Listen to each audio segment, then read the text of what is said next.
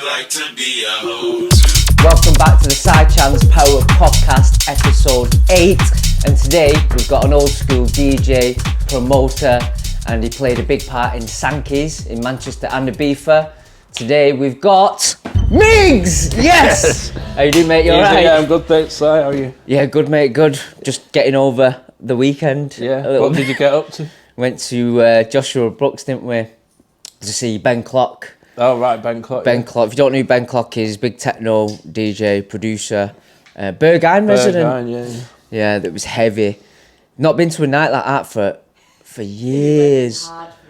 Yeah, from the start. His first track, like, had a bit of an intro, and then after that it was slamming all the way through, and it was amazing. It must have been about 136, 138 BPM. Yeah, he played at Sankeys once, so he's quite tough.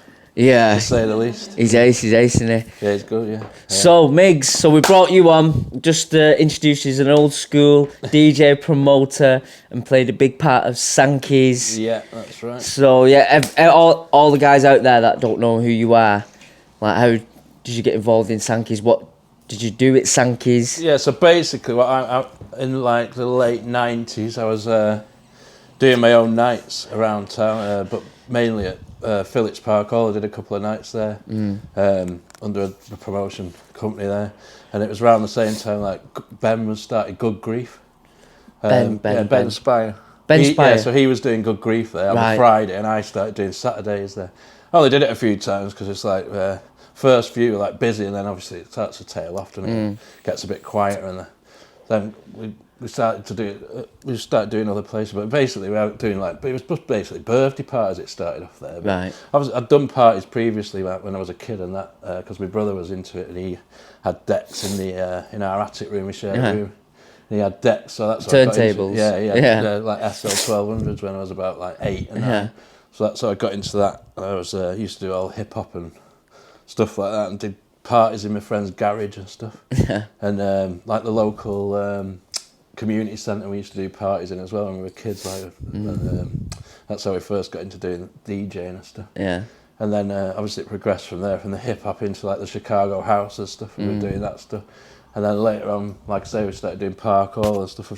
Started off as someone's two guys' birthday parties. It was that busy, they like kept inviting us back to do more parties. Then after that, so that's how I started. Then I started going back out again because I had a bit of a break from the raving. So I originally was like a drum and bass DJ. How old was you? From 14 to 18, I played like drum and bass, drum and bass raves and stuff. Doing a lot of that stuff. So and like my friend had a radio station called IBC Radio, which was like an illegal radio station up in the hills and that. So we used to do stuff like that and we used to go like travelling a lot. It used to be more like you got on a convoy, wouldn't you? Convoy of vans and stuff around the country. So like first rave I went to was like the Gallery in Leeds, I remember, and then we used to go all over the place, like Club Kinetic in Stoke. Kinetic? Yeah. Bloody hell, do you remember that was a happy hardcore nights, Kinetic? Well, we used to go to the fibre optic nights. It was a bit more jungle, like Fabio and Groove Rider and stuff yeah. But the house room was good in the back room there, that was always good as well. So we were always into the house and the jungle and stuff, but Stu Allen played there a few times. That was more Stu Allen. That was more bouncy. Blast from the past. Well, that's how we first got into it, because me and my brother used to go in spinning records when it was a tiny little thing near Victoria Station. Yeah. It was a tiny little shop you all had to squash in there. Stu Allen used to be in there. He used to have like the under the counter stuff for it. Yeah. And we used to say, "Oh, can we have whatever Stu's buying?" And that's how we got all these old school like Chicago records, like because that's what Stu was started playing. Like this is when he used to get people into mix with him. He used to get like hip hop DJs to come in and mix with him and stuff. But we always used to clock what he was buying and like ask Russ, because we knew Russ who worked in there. Kenny and Russ, they went on to do Manchester Underground. I don't even remember that label. Manchester Underground? Yeah, there was a label called Manchester Underground. They set that up. And we used to know them pretty well because we were always in there buying records. So they used to give us like whatever he was buying. So that's how we got all that stuff. And then so then later on I was doing my own nights at Park Hall. So I was like kind of in the scene a little bit. And I knew a few people that went to school that were doing parties. Like Ben, I went to school with Ben Spy, you see, so he was doing Goodgreef. Obviously, that blew up massive on the hard house scene. But then I was going to a night called Kindergarten as well. Yeah, I remember that. Yeah, so that's how I got in with the Sankeys, really, because we used to always see it, because I used to be in Eastern Bloc a lot of the time buying records, and I used to do a bit on their website for them and stuff like that. John Berry and John Berry, Mark Turner. Mark Turner, yeah. So he was a good friend of mine, Mark Turner. And Mark was playing at Kindergarten one night, and he was like, "Oh, come down to this night that these lads are doing in Generation X," it was called then. Do you remember that? Generation X? Yeah, so there was Subspace, I think it was called for a bit after that, but it was called Generation. It was called Generation X when they were doing it, and Mark said, "Oh, come down to this night." So it was like really dark, progressive stuff, like like huge tunes and all that stuff, like the darker side of it. And so that's when I met Greg, Jim, and Martin McNulty. Greg Vickers. Yeah, Greg Vickers. Tribal Sessions, isn't it? Yeah, so they started doing. They got asked. They were doing Kindergarten at Sankeys then. I don't know how they managed to get that gig in there, but they managed to get in there. Was it Sankeys Soap? Sankeys Soap, basically Sankeys Soap was opened by Andy Spyro originally. He used to do Bugged Out and Golden. Yeah. There in the late 90s, 95, 94 to about 98. Yeah. It got shut down because of like gang troubles and stuff like that. Did it get shut? Was that just before the refurb? No, that was before it got opened as Sankeys Soap again. Oh, so it was closed for a few years, for like 3 years before it got reopened by Dave and Sasha as Sankeys Soap. Ah, so yeah, because that area was Ancoats. And, it was it was quite quiet there. And I think I think the bullet holes were still in the door. The big doors into the courtyard. Yeah, there was because you go back past and shoot at the door. And stuff like that. That was before they reopened it. So that's why it got shut down, because the Hacienda had closed, so all the gangsters had come from the Hacienda.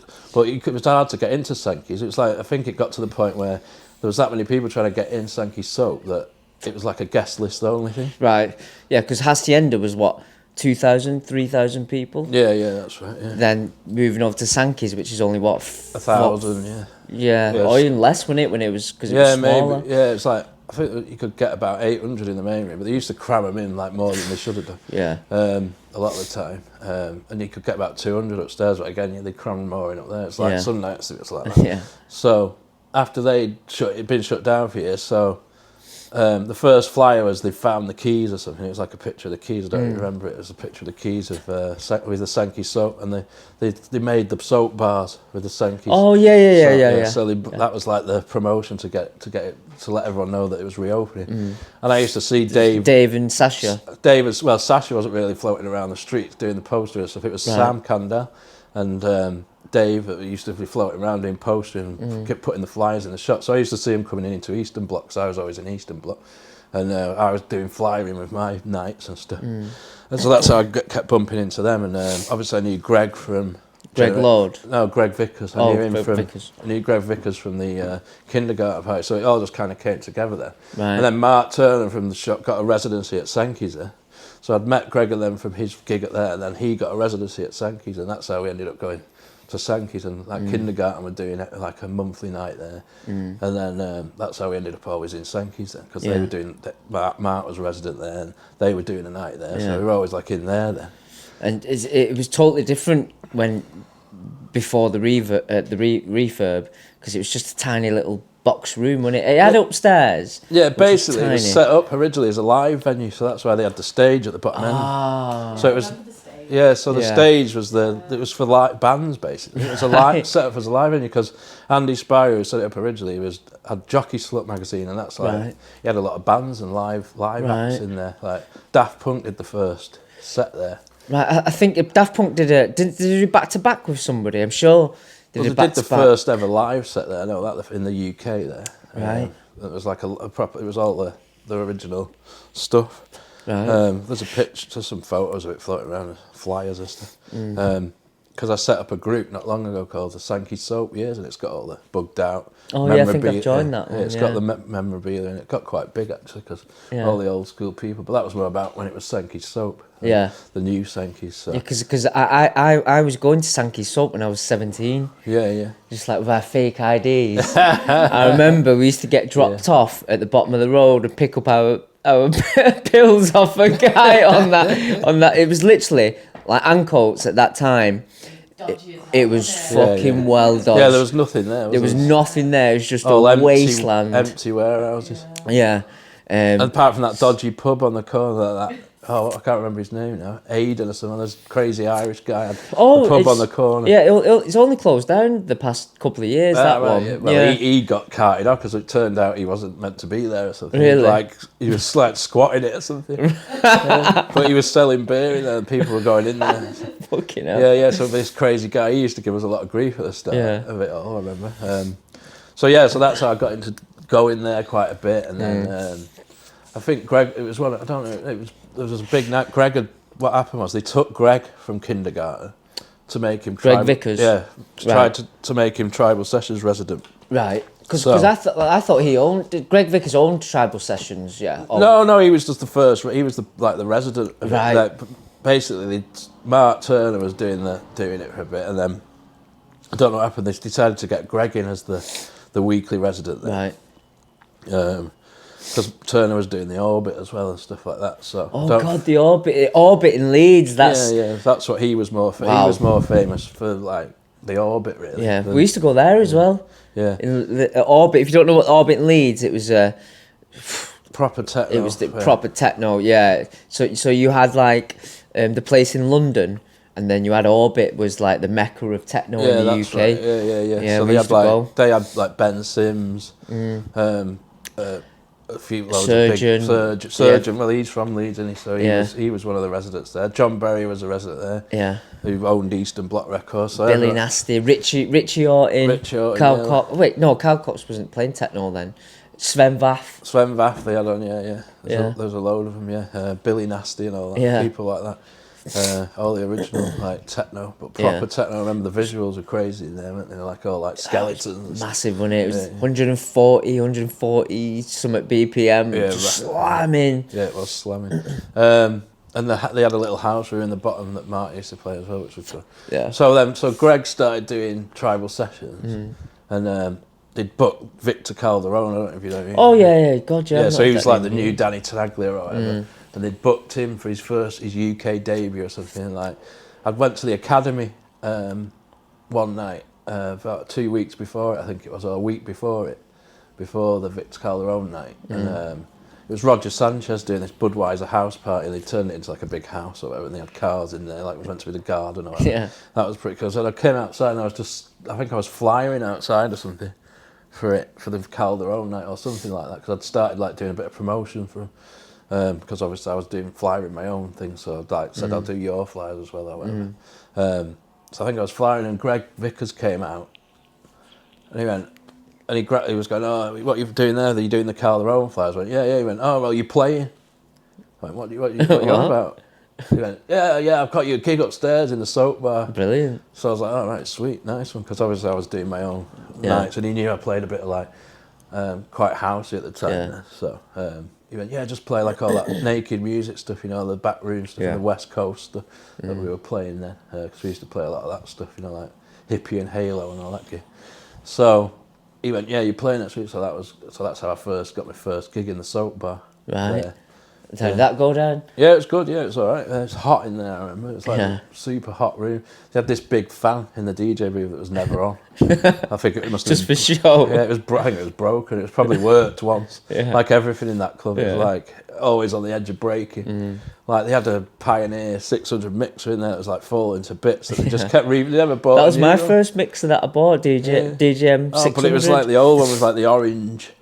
Print on it. Yeah, I had that one. Yeah. So they had that with a couple of decks, but it was like falling to bits. I remember like there was knobs missing off it. And, and they just do that. Like they just never put any money into like the equipment. Like they obviously bought a ridiculous sound system, because at first they were using a Function One, rented in by still floating around, the guy who does the Warehouse Project sound and stuff. Right. They've merged with DBN now, but it was called Ordial. And it was Rob, this guy called Rob, and he hired them this Function One system. So that was in there for a bit, and then they bought Dave. Then decided to get they heard that the Twilo system was going on. What was it? They bought it at Home. It was called in London, a big club in London that wasn't around for long. And they put this big system in there. the guy Phase on it was called the Right. thing. Steve Dash. Right. He like used to work for NASA and stuff or something. This guy, Right. and he was the sound engineer who put this system in. But anyway, home had closed, and he managed to get it for like 10 grand or something. It was worth about 40 grand, the system.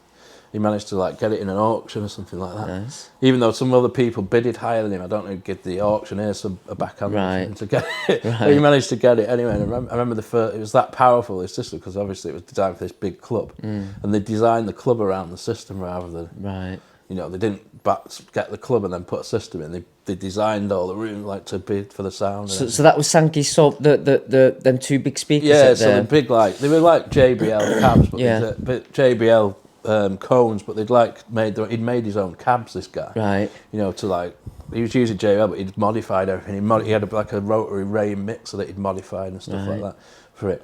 And like they did a New York style DJ booth with the decks on like rubber bands and stuff on these rubber banded platforms. Yeah. So they've got a bit of give in them and stuff Yeah. like that. And the mix was down here. I didn't actually really like it like that because you've got your mixer down here and you've got your turntable up here. So it's a bit like, it's not like... Bit awkward. Yeah, but obviously the New York guy, they did it because they were booking a lot of New York guys. Like Right. they were booking like Danny Tenaglia and Masters at Work and people like that, weren't they? Like big New York guys. So they might pay... The DJ booth was on the side of the room, don't you remember? Because they had the stage at the bottom end for the live stuff. Yeah. And they just stuck the DJ booth on the side of the room. So it's like made it... So everyone was stood sideways, weren't they? It was like going down the room, rather than down the room, it was sideways on. But you'd walk into there through the courtyard, like break your ankles on the way in. Yeah. And you'd walk straight into it. So you're straight onto the dance floor. There's no like feeder thing. Like most clubs, you have a feeder, don't you? Yeah. And then, but there, you were just straight into it, weren't you? And then you're like, right, okay, I'm in it. And the sound was just ridiculous. Oh, it was amazing because I remember the first ever time I went into Sankeys and it was weird just walking into a dance floor. Yeah. And I remember the first thing that took me back was everyone was just having it straight away, and I was like, bloody hell! Like usually when you walk in a club, like you said, you're like a bit of a feeder, or when you walk in, it's like you walk through the quiet bit or the bar, then you get to the dance floor. But I remember just walking through that courtyard, through them big doors, open the doors. I remember just first guy seeing that, it was just, and I was like, what the fuck? Yeah. It's like really smoky as well. I was like, shit. Yeah, it was brilliant. 'Cause you could smoke at the time. And so the guy, the lighting engineer there at that time they used to call him Mag Graham. It's like an old guy called Graham, but he used to do some lighting at the Hacienda. So some of the car cans were from the Haas in there, you see. So that's right. But they got so hot, I remember. But it was like, and the aircon wasn't very good. They just had like this hole with a fan sucking it out. People used to throw bottles in it and stuff, and it just used to break all the time. And like, I remember we had to put buckets up one night. On hanging off the lights to catch the sweat. Oh yeah, Joshua Brooks, we was absolutely getting pissed on. All the sweat, and I looked up and the sweat wet in my eye. It was disgusting. Yeah, it was literally dripping, wasn't it? Like, it's because of that burger and techno. Yeah. Well, but Sankeys Soap, and then it had the refurb, and then this. Yeah, but when I say before that, whilst mainstream, it was still Sankeys Soap, we did Tribal Gathering as well, remember? So we Tribal Gathering. Yeah, so we did it was all a platform for the bigger things for Tribal Gathering, because David bought the name Tribal Gathering off the original guy from Universe. He's passed away now. Right. He's can't remember his name now. Paul Shorey, yeah. So he bought the name of Paul Shorey, so he went through like hell to get the name for something. Yeah. So that's what it was. It was tribal sessions. It was always Tribal Gathering presents Tribal Sessions. Yeah. So it was a platform for that basically. Yeah. And on Saturday night, he was getting like Golden in and stuff for Saturdays. Then at the start, yeah, they were still doing it. They just came back. Mm-hmm. So it was always a platform for Tribal Gathering. So that's what he always had in his head. So he did the big tribal warehouse thing on every street. There was like 10,000 people. Right. And we did all like, remember we painted a mad comic strip on the wall and stuff. Me and Theo with like a big projector. And we were there for like 2 days. I was absolutely knackered when the rave started, because I'd been up for 2 days like painting this stupid comic strip on the wall. Yeah. And and then they did the 2 weekenders as well. And then there was the event that didn't happen, the Luton one that I was telling you about earlier. Oh, yeah. The Luton Tribal Aid for Sudan that didn't ever happen. Yeah. It was something to do with the bomb. There was a bomb in London, wasn't there? A bomb went off in London or something. So they said, to do this looting event, you're going to have loads of police. Right. And they couldn't afford obviously to pay the police that much money. Yeah. To do it, and then it all fell through that one. So, but then there was another couple as well. There was the Bower Millets car park. Bower Millets car park. Yeah, over end of Deansgate near the Hilton. Right. So they did a couple of tribal gathering things there. One of them was the Hacienda thing, with like Graham Park and Pickering and that. And another one was meant to be Carl Cox and Sasha. Right. And they ended up having to do it in the club because Spenny put some posters up for it on some as you're coming into Old Tringham or something. You know, like the railings. Yeah. He's put them up on the railings, and the council have gone mad. And like last minute, you don't find out if you've got your license till the last minute before an event. And so last minute, you're not having your license because of these posters. Because of Spenny. Basically, yeah. So it was basically Spenny's fault that one didn't happen. But they moved it to the club, and it happened at the club. But obviously, you couldn't get as many people in there. So that was when it went a bit pear shaped. But that one on every street, the big warehouse one with Jeff Mills and Deep Dish and all that. Yeah. That got voted like I think it was DJ Mag, like one of the best raves of all time. Or something. It got voted that one. So so there was all that. So that all went on, and then there was a bit of a division internally with like Kirsty and all them that went off doing it. Like Dave had a bit. Kirsty from Warehouse. Yeah, so this is what I was saying. So this is how the Warehouse project began, because there was like Sasha, Sam, and Kirsty. Then Dave had gone on a bit of a. Gone off on one a bit. I think it wasn't very well at the time or something. So he took some time off. So that's when Sasha and Dave split? Yeah, they kind of split them because right. I don't know what happened, all the details of it, but basically, because Dave wasn't there very much, they started doing their own thing. And I can't remember how they decided that they didn't want to do Sankeys Soap anymore. Yeah. They wanted to do a bigger thing. They wanted to do the Warehouse project. Yeah. So Sankeys Soap closed for a while. I think it was 6 months or something, wasn't it? Yeah, and then it got the refurb. They knocked down. Yeah, so basically, they gave us 3 weeks to install everything in it. Yeah. Before it opened. Yeah. I don't know what the times. We could have done it before that. I don't know. I think he was umming and ahhing about whether to get rid of it. But what he'd done was, Dave, he acquired the whole mill. Yeah. That's what he did. He acquired the whole mill in this project. So I think that's why Sasha left with it, because Dave had acquired the mill. So in theory, Dave would have been his landlord, basically. So he he was like, I'm not forget that. I think that's what happened anyway, something like that. So Dave owned the whole mill then, and so he could do what he wanted. But then we were waiting for a while for it to go through. That's why we only had a few weeks to install it. But it was like in there every day, like 13 hour days to get the system installed, because I did it with my friend Andy Acker, who does all like lighting and sound. His dad actually put like sound in the Hacienda and stuff, so they had like a history of doing like clubs in Manchester, and that. So they came in and they'd come up with this. I don't know if you've seen The Edge in Brazil. No. It's basically a bit of a copy of this lighting system in this club called The Edge. With the LEDs? Yeah, they had the grid. They had a grid, but it was basically just changing colour on and off. But so what we did was we found this software where you could like control each strip individually. So you could program it so you could have like waves of colour coming up and down. So it was like basically, Andy said it was like rocking the room basically. So the room looked like it was rocking like that, because the red light would fly down and then you'd have it going that way as well. So rather than just on and off colours, it was like you could have all different patterns coming across and stuff like that. It was called Sweet Light. I think it was a Dutch thing. But we spent ages in there like setting it all up, and we had to redo all the ceiling alignment. We had to get the builders that were working on it. They were building like moving the DJ booth, weren't they? They split the main room into 2. Yeah. So they could have this feeder bar, and then change the entrance to Radio Street. Yeah. So they changed the entrance there so you could come into the bar. Yeah.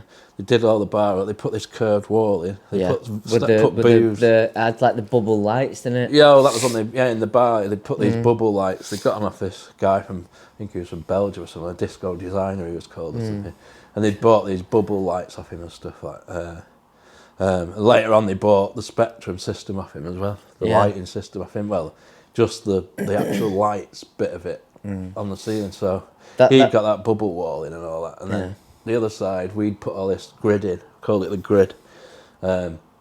And we were in there putting it up, and he had to get the builders to put these, reconfigure all the scaffolds for the light, so it was in this grid formation. Yeah. So it was like quite a big job, doing all that. That's the time when it went from Sankeys Soap and it's Sankeys. That's where it brought the new generation of clubbers, and it was different because people used to go a little bit dressy sometimes. Well, that's what it was. It was gone from that Grunge. raw warehouse style sweatbox, where hardly anyone bought any drinks or anything. They just like drinking water and stuff.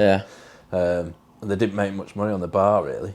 So he'd gone from doing that. So he thought, right, we'll try and make more money on the bar. So we'll put booze in that you can hire and you get drinks with your hire and all that. Yeah, the little VIP area. VIP areas and all that. Side And of it even the had dance skirting boards in it. They put skirting boards in, which obviously never had before. And they redid the floor in the main room and all that. It was all redone and all brand new, and rebuilt this brand new DJ booth and all that. So he was going for a bit of a different clientele. I think he got a lot more like of the Venus lot in, people like that. So I remember the first night that I went, and when it was Sankeys Soap, I used to dance on the speaker all the time. I was there because people used to say, "Oh, we'll see you on the subs." Yeah, and that was the stage basically. The stage was made up of subs. Yeah, it's big subs. And when I used to Sankeys Soap, I used to get on the speaker, he used to shout on there like, "Fucking come on!" and all that. And I went to Sankeys and I did the same thing when it reopened. I was like, "Come on!" These girls just turned around and looked at me. I was like, "Right, yeah, it's a bit of a different crowd." This, so I just got down. Yeah. But that's where it changed, isn't it? And then he put remember he put poles on the speaker, on the cabs, on the two of the subs that were there. He put like poles for people to dance on and stuff, and a few mirror balls and stuff. And there was all like the Sankeys. Like mirror signs everywhere, like the logos dangling down everywhere. My mate's got the, do you know the one on the door? Oh yeah, but he's actually got that. Yeah. He's got it framed up. Do you know when it's shut down? Yeah. I remember there used to be a cool in the bar area. There used to be a big Tribal Sessions one made out of metal. I don't know who got that one. Yeah, but somebody's got that. That got moved out in the refurb because. When it was Sankeys Soap, they had like a members booth at the top, and they used to originally they did food in there. They did burgers and stuff. They? Yeah, back in when it first was going. Sankeys Soap, they had like a members booth, but they had like a burger bar as well. Right. So they did like food and stuff. But we didn't do that when they took it over. But then that became the toilets in the bar. That bit, that members booth. Right. So you used to have a little office in the back there as well. Yeah. So they made that the toilets. And then they made this DJ booth in the bar with just like a hatch, didn't they? And then I used to call that the burger bar. Because it was like you were selling burgers. Yeah, God, that's my first time I played in Sankeys was in that bar. In the bar area. But it was good if you were like, I don't know, I used to have people like sat around on the floor around my feet in there and stuff, like hiding away in there. Fucked up eating burgers. No, there's no burgers in there at that point. This is when it reopened. So, no burgers there. Well, maybe disco burgers, I don't know. Yeah. But they were all like on... disco burger. So they were all like around my feet and stuff, I remember in there sometimes. And but I used sometimes, like when it reopened as Sankeys, I was like, Sankeys, they had Tribal Sessions on the Friday and like Reject as well, which was my mate Jack. He did Airtight, and then he started doing this Reject thing. Yeah, so I used to play at that. Is it Ian? Ian Taylor. Ian Taylor, yeah. So he was doing Airtight, which was a lot of breaks, but then he started doing this like more minimal sounding stuff. Really stripped back. Yeah, so he'd get like Mandy and people like that, you know, going for that like European, that more German. Minimal sound. So I used to play it that night, and then Spenny was doing Kaluki, so I'd play it that, and I'd play it Sankeys Saturdays, and then I'd do the boat party as well, Smugglers Run boat party. Yeah. On the, that set off from Castlefield, used to go up to Old Trafford and back. So I'd do that. So some nights I'd be going, do the boat, do the soap bar, do the bar, then play upstairs in the boutique. Remember, it was like a white room. Oh yeah. First, so they did this white room. And it had the big Sankeys logo at the back. Yeah, well, it was a big pill. Yeah. It was a table from Habitat or something, but it was like shaped like it was meant to be a pill. Yeah, like split into two. Yeah, no, it was just one big. Was it? Yeah. Oh, right. The Sankeys sign was like that, but in this boutique they had this. It was just basically took the legs off a table and stuck it on the wall, and it lit up. It was a massive pill, basically. Yeah, because I played there because Yeah, I remember. Yeah, so that was that's before that was when it was called the Boutique. Yeah. And so that was like based on an Ibiza room. Basically, I think he based it on the terrace at Space, the one with the aeroplane thing. It was all white, wasn't it? And just had strip lights around the edges and stuff. That's all that was. It was just coves with strip lights. But that we programmed that so it'd like do some sequencing and stuff like that with LEDs because there's all these fancy strip lights at the time. But obviously now you can get miles better stuff. You can send light down the tubes and all that. Yeah. So like we're putting in Sankeys Soap. So that was So then he decided he wanted to make the upstairs room bigger.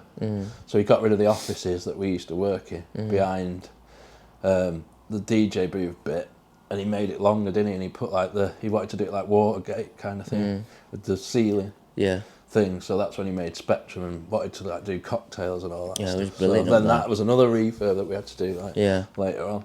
Again, they did cocktails. There's a picture of me when I played in Spectrum. Yeah, the DJ box with a fucking cocktail. Yeah, because he was like cashing in on the drink, we were making money on the drinks. So they're making more money on the bar then. Like most of the profits were coming from the bar and like making loads of money on drinks there. Because they got this guy in from Revolution, Lee Ramskill. He came in from Revolution and like sorted all the drinks out and everything. They started doing like better, nicer drinks. Didn't they? Remember the drinks were horrible. Yeah. And then so they started doing nice, better drinks then and stuff, and doing cocktails and like garnishing drinks. Like, what's going on here? I've got like a mojito with some minty. That's when like a lot of the student crowd started coming in then. Yeah. So he renamed some of the drinks as well, which was funny. Like named it after some of the people. Yeah. Instead, they were like classic cocktails, but they'd renamed them after some people in there. It was quite funny. And it was the guys from Social Rehab. I used to play there as well as a pre-party. Social Rehab. God, was that not Oxford Road? No, it was in the Northern Quarter. Yeah. Yeah, I remember the name. Where the market, where the old fish market. Oh, yeah. Opposite Blue Bar or something. It was on the corner. So I used to do a pre-party there sometimes. And then we'd go, and they came in and taught them how to do the cocktails. Whatever. They were like pretty basic, well, not like they would do. But he taught them how to do that. So they came in and did all that. And then Spectrum was like, kind of like that cooler. Yeah. But, and had a few booths in there as well, didn't they, as well? Yeah. I remember sometimes it'd get quite messy in there, like big puddles and stuff in there from like people spilling drinks and stuff all over the place. But they didn't really. At first, they had like people keeping on top of it, keeping it dead clean, and then I think that those floor people kind of went out the window. Then. Yeah, it started getting a bit tatty then. So what happened with Sankeys? Because so then it went through. Because there's a lot of rumours out there then, but obviously I know what happened. But like, what's basically so. Basically, Dave decided to go and do Sankeys. His idea was to do 7 Sankeys. I don't remember it. I remember that. The 7 wonders around the world. Yeah. So he wanted to do 7 clubs around the world. And because at the time when he wanted to do that, Sankeys Manchester was smashing it. Yeah, they were smashing it exactly. So and they just won club 2012 best club in the world. Club, yeah. And DJ magazine. I remember if there's a picture of me somewhere with the thing with the in a frame, like the poster thing saying, it's like a trophy thing they gave you in like in a frame. There's a picture of it somewhere, but it's so that happened. And then he thought, all right, that's a good time to launch it around the world as a brand.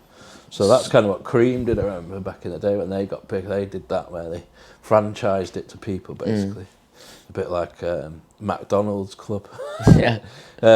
So basically he wanted to franchise it off, get people to run it for him around the world, and then obviously we did Ibiza, Brooklyn was the other one, and New York, Brooklyn, New York, and then he was going to do one in Brazil because Greg Vickers he was quite big. He went over there, didn't he? Yeah, Greg? He moved over there. Yeah. So he was going to do one in Brazil, but Sao Paulo or somewhere it was going to be, and they had it all drawn up and everything, but some of them didn't happen. Right. A couple of them did, like Ibiza obviously happened, Brooklyn happened, although Brooklyn got moved in it from near Times Square, so it's Brooklyn, that one. How come it got moved? I don't know, something happened with the owners of it. Right. The owners were quite like mafia, I think. Right. Yeah, he got involved with some mafia guys, I think. Right. Uncle Paulie and all that. Uncle Paulie. Yeah, so I don't know. Something happened with the sound. The lighting guy who was there, he ended up taking the system off him or something and opening this other one. But that I think it lasted about 2 weeks or something. Yeah, because I remember it opening. I was amazing. Yeah. And then next thing I know, it was shut. So that was that. So he'd gone to Ibiza to do the Ibiza one, and then obviously at the start you need capital, don't you, to set it off and get it known on the island and stuff. It's quite different. People think you could just waltz over to Ibiza, set a club up and people will come, but it's quite hard to get it established. Played in Bossa, wasn't it? Yeah, played in Bossa. It was an old Majestic, I think it was called originally. There's some old Ibiza guy, and it had not been open for a while. Or it was maybe open doing something like R&B or something like that, maybe. And he managed to get it off the guy somehow, lease. So he leased it off him. And then obviously at the start it needed like money pumping into it. So he got Spenny to run Manchester. And I know that Manchester was still making money and stuff. So he was like, I think they were taking money out of that to fund Ibiza. And I think that's what kind of like killed Manchester a bit, really. Because all the money from Manchester being made was put into Ibiza. Yeah, putting into Ibiza to keep that ongoing. So I think in the end he just decided that to get rid of Manchester and let someone else take it over, and that was when Fletch took it over. Oh yeah, Paul Fletcher. Yeah, so he's doing Hacienda now. Yeah, so he's the Hacienda guy. Yeah, he's got the Fact 51 brand or whatever. Yeah. So he decided to do Sankeys Manchester. Yeah. Trying to get Fletch on as well. Yeah. I spoke to him a while ago. Yeah. So he got involved with some Japanese guys. Yeah, that's I remember how that. The investors. Yeah. So that's how Tokyo happened. So there was Sankeys Tokyo. Yeah. So that was another one of the 7 Sankeys. What happened to that one? God, yeah, I remember that. I don't think it's open anymore, but it was going for quite a while. Right. I think it closed with Manchester, and Manchester eventually closed because they obviously Fletch left for whatever reason. I don't know why he left. He left there, and they were just running it on their own. The Japanese guys, but James was running it. Turner, and who's running Joshua Brooks now, Turner. Yeah. So he'd come back from Ibiza, hadn't he? Yeah. And he went and worked for the Japanese guys, I think, and he was pretty much managing it. He was basically took over Lee's role. Yeah. And because Lee and Adam had gone to Ibiza to run the Ibiza. Adam Chappell. Yeah. They'd gone to run the Ibiza club. And basically, and then they got some other promoters in. They got like Dan Joyce I think he was from the Warehouse Project originally. They got him in to try promoting. He started doing different kinds of nights, like garage nights and stuff like that. I mean, I think they were doing all right, but I don't think they were making that much money then. In the later years, I don't know. The dynamics had changed, and because the owners were in Tokyo, I think you have to be kind of hands-on with that kind of thing. Don't you? Running a club, you can't be doing it remotely, can you? Yeah, because I left around that time because I was playing at the club around once a month, and then for Kaluki, and then. Yeah, it started going a bit. He started doing it, didn't he? He started downhill, doing events at the Warehouse Project and stuff like that. I know he was always doing them with them, but then he was doing Gorilla and stuff, wasn't he, Spenny? He moved out to that, so... And Kaluki at that time was growing and growing and growing. The mammoth that it is now. Well, like I say, he was actually running the club for a couple of years, Spenny, but... I think it was difficult as well, because like they were taking money out of it for beef and stuff like that, so it was difficult to run it. So I think then what happened was the Urban Splash bought the mill then. Yeah, then that's where they wanted him out, wasn't it? Yeah, because David had got rid of the mill, but I don't know who owned it when he got rid of it. I think it was owned by a property holding company or something, management company, and they decided to sell. And Urban Splash didn't want the club in it. They were thinking of like turning it into apartments. I don't know if they put the offices now. Offices, isn't it? They eventually originally they were going to do apartments. Yeah, that was the plan originally. But I think one day they'd just gone in there and said, basically, you got to leave. I think so. Basically, just went and left everything. Yeah. I think they just literally got up off the desk, grabbed their laptops and left everything. Yeah. And that's why, because the security people had invested in it with the Japanese guys, they got in and took all the stuff, basically. Yeah, so. Then it was an end of an era. Yeah. Sankeys gone to being where it was, and then just so quick. Yeah. But I mean, it did last quite a while. It was 94 to 2017. Yeah. So it's quite long for a club, really, isn't it? It's like... I mean, there's would you say there's anything like today that mimics Sankeys? I don't know. I think Joshua Brooks are trying to do it a bit. Aren't they? Yeah, but they're because JBM, Yeah. Brian Murphy and George, they own it now, and Turner runs it. Yeah. And we went in for the first time on Saturday to see Ben Clock, and when I was in there, it did have a slight feel of a cross between Spectrum and Sankeys. Yeah. It was fucking because great. it's quite high ceilings. Yeah, Isn't it? and the crowd in there as well. Like It's not very everyone, small but room, though, isn't it? most of the people was just they were just having it, and it was just slamming. And at one point, like I remember dancing at the back, and I was like, "Fucking hell!" I was like, "This reminds me of Sankeys." This, so it was great. Yeah, it was absolutely great. So there's a few things where Jay obviously went off and did Hidden, didn't he? So that's still going. stuff. And then you've got the White Hotel now. White Hotel, which is round the corner. Yeah, Have you been? Yeah. I know some lads that do some parties there. That Wet Play lot do some stuff there. Don't they? Wet Play. Yeah. Right. Yeah, they do some stuff there. Check them out. Yeah, it's a lot of like disco-y, funk stuff. And then Ollie's just set that loft up, hasn't he, from Ollie Ryder from the Warehouse Project. Is it? Yeah, the loft it's called. It's just a bit out of town. The Loft? Yeah. I've not heard of that It's one. Animal Crossing. Yeah. He's them guy. I've met Ollie before a few times, I think. Well, like years ago. Yeah, so apparently that's quite popping off a bit. Right. Okay. Well, I'll check that one out. Yeah. I've not been down yet, but it's meant to be quite good. No way. Just out of town. Yeah. It's just is it? I think it's near Ancoats somewhere. I can't remember exactly. I've looked. I think it's like that way, like near where I think it's. Is it near where the Thunderdome used to be? Or it's like Cheetham Hill way somewhere. I think round there somewhere. I'm not exactly sure. Right. Like I say, I've not been to Hidden a few times. I think. Yeah. Hidden's great. Yeah, it's good. Grunge. It's like. Yeah, it's up on the few floors, isn't it? Yeah. Quite cool when they're like that. Yeah. It's over a few floors. Yeah. Reminds me like being in someone's house though, sometimes.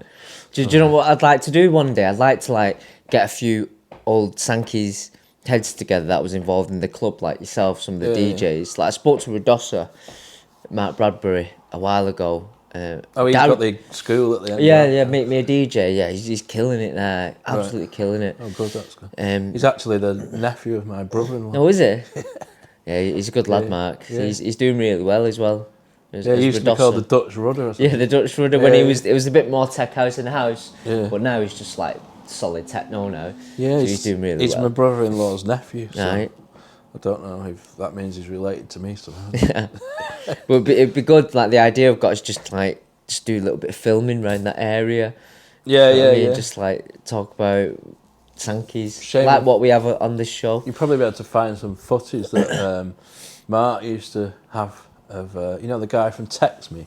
Remember Text Oh, Me? fucking hell. Yeah. The Jewish... The Jewish guy, yeah, he's got... Oh, textme.com. Yeah, so I bet he's Massive, got that. footage from around there from before Right. they developed it. So you Is could he do still in like, Manchester? I don't know where he is, but you could probably maybe do a now and then kind of thing. Yeah, it'd be a good idea, that. Do Yeah. like a little old Sankeys Because they used to have show. they did a few interviews. I remember Jenny Williamson doing like the Tenaglia interview, and they film around there, around the area. So you'll have some footage of rap before they developed it all. Yeah.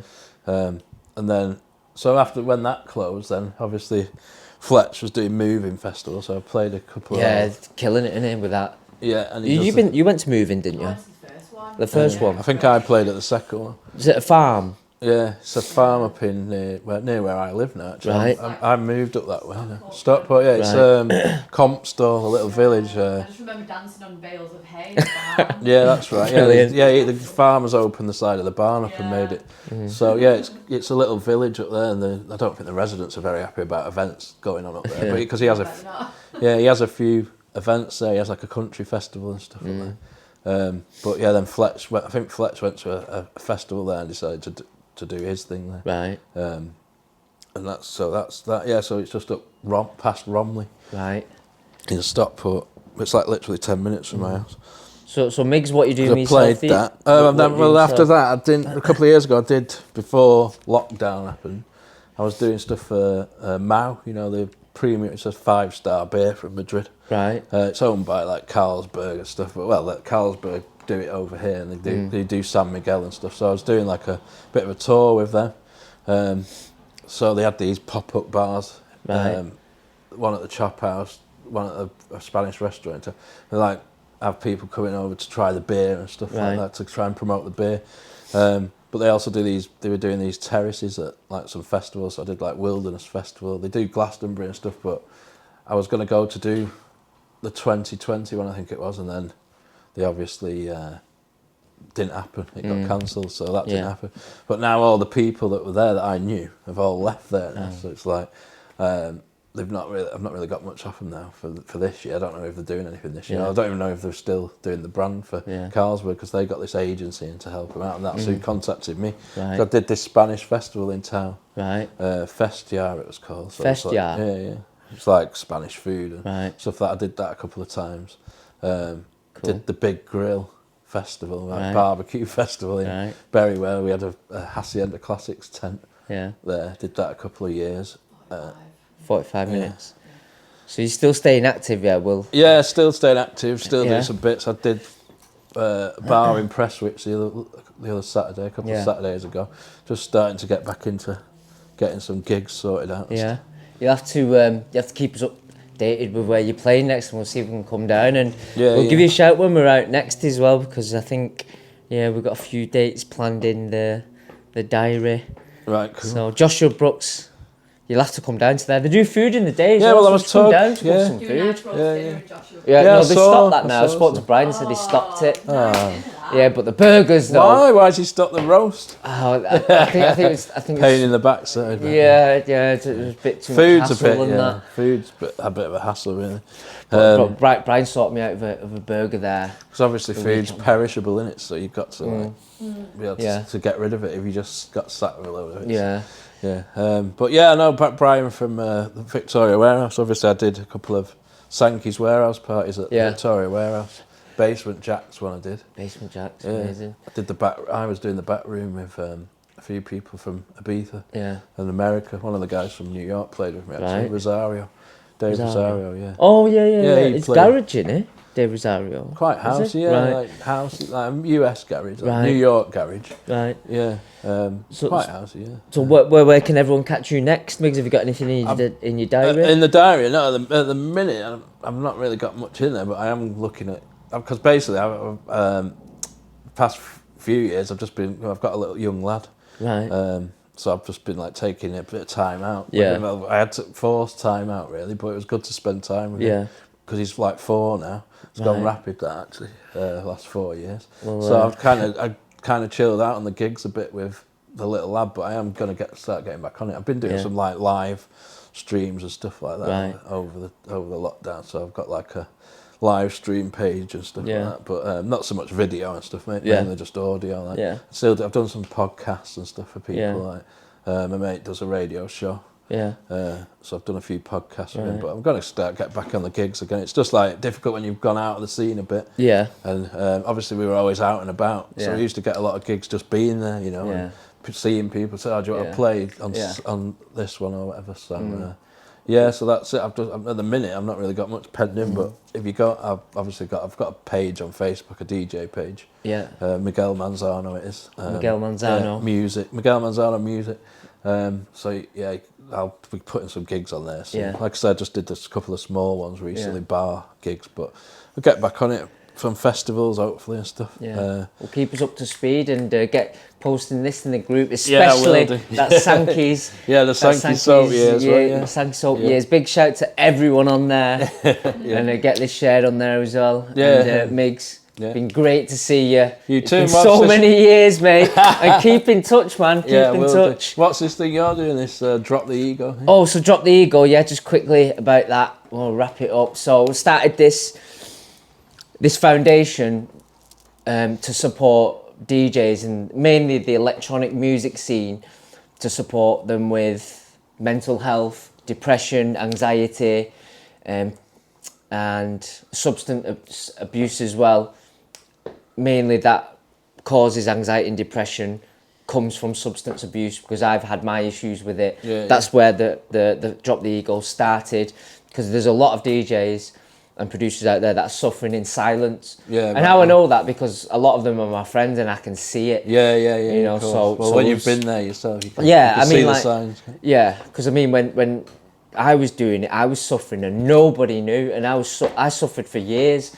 with it, and only like quite recently. Well, you know how it started is because it just got overboard. Yeah, it's difficult. It's difficult to go and do a gig and not have a drink, isn't it? So I mean, definitely. I don't really drink now when I do gigs. I like have 1 or 2 beers, but like when I used to be a resident at Sankeys, I used to drink loads because it was just constantly free beers and go and drink cocktails at the cocktail bar. Like, you just slip into drinking. You do, which leads to other stuff, and then that leads to the mental health. Yeah, well, I mean, even if we can just help one person, like I set it up with myself, Paul Coleman, Tracy Green and Rachel Coleman.